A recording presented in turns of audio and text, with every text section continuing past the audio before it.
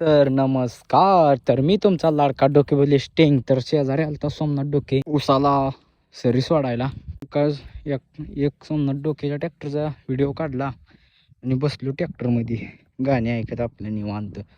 आमच्या इकडं उसाला 4 पुट्टी सरी सोडती ती. तुमच्याकडे किती पुट्टी सोडती ती कमेंटमध्ये नक्की सांगा. बरोबर निघालो बेगमपूरला.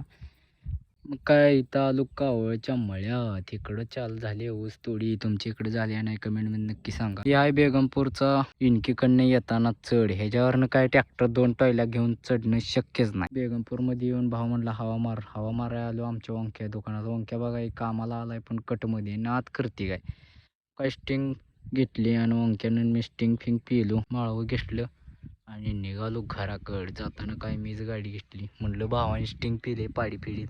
आलो घरी मस्तपैकी बसलो थोड्या वेळ. पुन्हा शेतात थोडं राहिलेलं भावाचं ऊसाचं बेणं बुडवायचं होतं. आता मी ऊसाचं बेणं बुडवतो तर तुम्ही लाईक फॉलो करा आणि लवकरात लवकर आपले 1.5K कंप्लीट करा. डोकेबोले स्टिंग.